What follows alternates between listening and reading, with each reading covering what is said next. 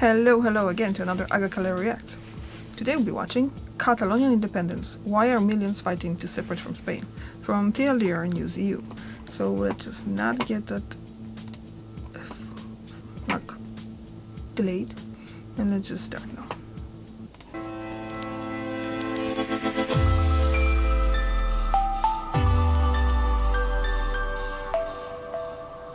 Hello and welcome to another TLDR EU video. Catalonia is a 32,000 square kilometre region in the northeast of Spain and is home to the city of Barcelona and over 7.7 million people.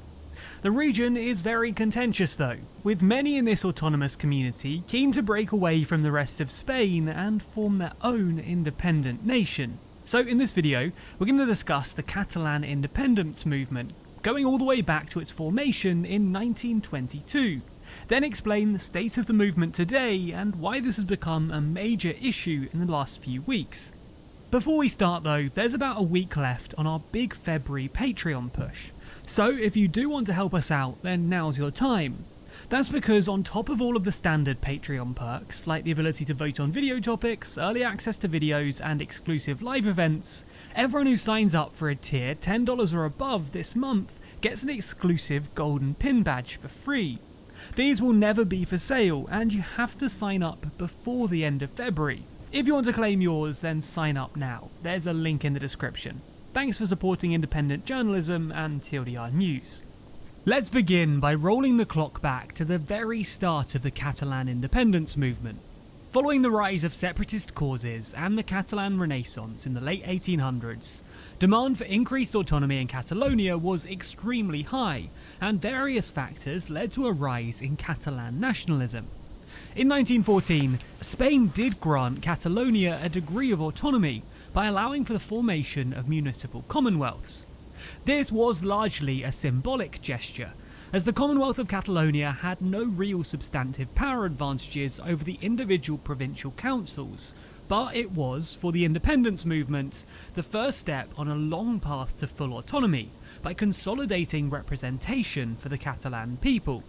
Well, it would have been the first step, were it not for the installation of Miguel Primo de Rivera in a coup d'etat in September 1923. In order to consolidate his dictatorial role, he dissolved Parliament, and in 1925 suppressed and subsequently also dissolved the Commonwealth. However, this forced dissolution played right into the hands of separatists, and led to the formation of a left-wing bloc, the Republican Left of Catalonia, which still exists to this day. With the ERC gaining an immense amount of support, the Catalan Republic was proclaimed in 1931. A statute that gave Catalonia significant autonomy was overwhelmingly supported in the region. And, well, this is where a bit of deja vu comes into play, because just 5 years later, the Spanish Civil War starts, and when General Franco seized power, he more or less nullified the Statute of Autonomy. It would take nearly 40 years after the death of Franco for some semblance of autonomy to return, because following his death in 1978, Spain adopted a new constitution that provided for 17 autonomous communities, including Catalonia, and in 1979, a new Statute of Autonomy for Catalonia was adopted. So far so good for those supporting independence. Well, that was until 2003. Because at that point, the ERC entered into a government and drafted a new Statute of Autonomy that was later approved in 2006. However, this statute was controversial with the Spanish Parliament, who removed a series of articles from the statute, which only increased tensions between the two sides. From there though, calls for independence balloon, leading to the modern movement we know today. Almost immediately after being ratified by Catalan voters, the Popular Party challenged the statute, taking the case to Spain's Constitutional Court. Over the course of 4 years, it carefully analysed the text of the statute, before striking down 14 and curtailing a further 27 of the statute's 223 articles. However, what set the starting gun for events that would succeed the ruling was the following declaration, with the court effectively arguing that Catalonia is a nationality, not a nation. The Economist stated at the time that for a decision that took 4 years to reach, The rewriting of Catalonia's controversial autonomy charter ordered by Spain's constitutional court on June 28th was surprisingly light-handed. We don't normally call people out on things like this, but boy were they wrong. Following the ruling, Artur Mas, then president of Catalonia, pledged to hold an independence referendum if his party won re-election with a sizable majority. Something it did in the aftermath of snap elections called during a breakdown of talks between Catalonia and Madrid. So, in 2014, a non-binding referendum was held in which 80.7% of voters answered yes to both questions on the table. For many voters, independence from Spain was the only way to preserve Catalan culture, history, identity and language, and the unwillingness of Madrid to even contemplate a legally binding referendum on independence adds to the feelings that they were trapped, and an independent Catalonia would make a stronger Catalonia. This, however, was directly contradicted by unionists, who argued that now more than ever, we need to be breaking down barriers and borders, creating a common community, not erecting defences. The main problem for those seeking independence, though, was that the 2014 referendum had been ruled unconstitutional by Spain's constitutional court before the vote even happened, something that ultimately led to Artur Mas being convicted by Spain's High Court for disobeying the constitutional court for going ahead with the referendum. Mas was subsequently barred from holding public office for 2 years, paving the way for his successor to announce a binding referendum on independence on the 1st of October 2017. The now famed referendum in October 2017 was also ruled as unconstitutional, with the court arguing that the law Catalonia's parliament passed in order to hold the referendum violated the principle of the supremacy of the Spanish constitution, national sovereignty, and the indissoluble unity of the nation. In turn, during the campaign itself, the Spanish Civil Guard ordered the takedown of websites promoting the referendum, with thousands of police officers being deployed. The referendum nonetheless went ahead. 43% of the electorate turned out, and 90% voted yes to the question on whether Catalonia should become independent.